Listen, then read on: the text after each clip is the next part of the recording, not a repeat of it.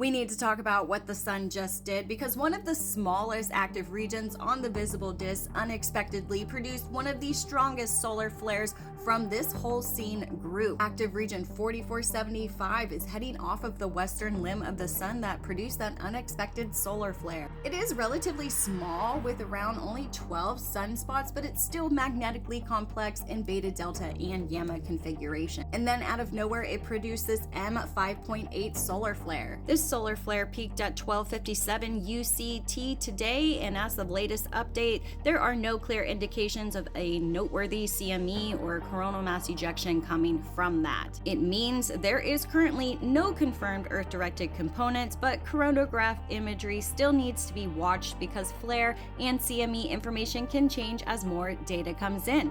So basically, an impromptu flare from a region that looked like it was preparing to leave the Earth-facing side of the sun, but 4475 is not the main region that I'm watching. It's nice that we saw some sort of solar flare happen, but the region that we're looking at, actually there's two. We're looking at 4478, which is the largest region on the sun, and 4479. This sunspot group is absolutely massive. Look at the size that we have going on. Its spot count has decreased from earlier observations, but we're still sitting around the high 20s, 29 right now in the latest live tally for this region. But overall, magnetic structure is remaining still in beta, delta, and gamma configuration as this really grows. But you can see our flare probabilities have went down with this region. The size alone makes it visually impressive, but size is not the only thing that matters. The mixed magnetic polarities and delta structure are what give the region the ability to store and then suddenly release significant amounts of energy. The latest regional forecast still gives 4478 roughly a 30% probability of producing an M-class flare and around a 5% probability of producing an X-class flare. This region has been developing rapidly, now contains around 20 sunspots, and has also strengthened into a beta, gamma, and delta configuration. It has already been producing activity. It currently carries about a 25% chance of an M-class flare and a 5% chance of an X-class flare. So right now we have two major complex regions, 4478 and 4479, sitting on the Earth-facing side of the sun, with smaller 4475 right over here. That just reminded us that the sun does not always release energy from the regions that look the most threatening. There was also a disappearing filament that was connected to the activity of 4479, but no CME has been detected from that particular event. However, we are already watching those older CMEs that were launched from filament activity on June the 26th and the 27th roll in. Disturbed solar wind environment is expected through today and into July 1st.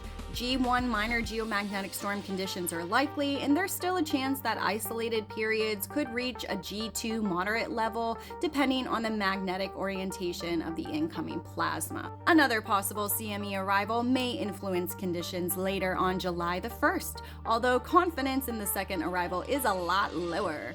Any remaining activity should begin settling during July the 2nd. The current solar radiation storm probability remains low, around 5% today and July 1st, but increases to approximately 10% on July 2nd as 4478 and 4479 rotate farther west into a position that can connect energetic particles with Earth more efficiently. So this is not a panic situation, but it is absolutely a watch period. And now, separate from physical space weather, we have the astrology that is entering a major transition window right now as well. Jupiter officially entered Leo today, beginning a new cycle centered around visibility, creativity, leadership, confidence, courage, and being willing to take up space. But Jupiter enters Leo while Mercury is retrograde in Cancer. This is not necessarily about rushing forward without any type of reflection.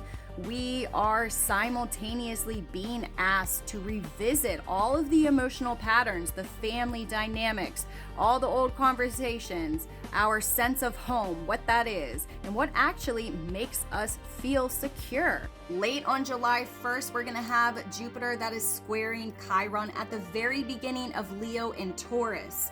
The expansion is going to meet an old wound right off the bat around your worth, around your safety, around confidence, around money, about whether we truly believe we are allowed to receive more or not. Then July 4th brings Mars conjunct Uranus in Gemini. So this is very fast, electric. It is unpredictable energy, and it is going to involve communication, technology, information, transportation. It's going to involve sudden decisions. Things may move incredibly quickly during the first half of July, so pause again before reacting impulsively or believing the first version of any type of story. You can already see all of the energy seeping into our planet through our Schumann resonance, but here on July the 5th, right after the fast-moving energy, Mars is going to connect harmoniously with Neptune and Pluto, which is going to help us take all of the sudden bursts of energy that we're going to be having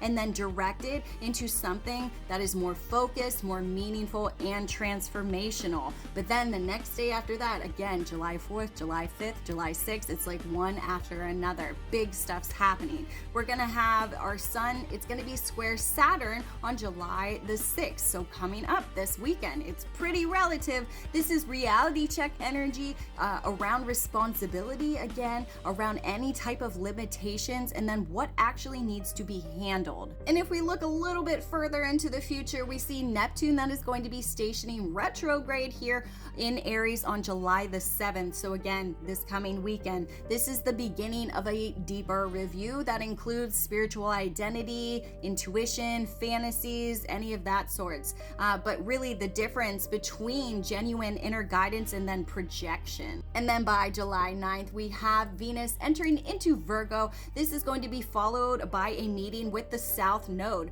bringing a review of all of the relationships that you have, the money, the self-worth, all of the daily habits where we may be over-giving without ever receiving equal value in return. So these are centered around your worth, your value, your over-giving. Boundaries have to be set in place. And Leo's giving you all of the visibility to do so. The sun is active. The planets here are transitioning, and July is very open for a new clear message to come through. But the clear message is about paying attention. You need to remain grounded. You need to question impulsive information that seeps through very fastly and be intentional about what you choose to expand your whole entire life on. I'm Sarah Starr here with your space weather update for June the 30th and July the 1st. If you want to know how all of this energy hits your personal chart, head over to my website, sarahstarofficial.com, book a natal chart reading, a transit session, a solar return, or book a Vedic astrology or starseed origins reading. Follow for more.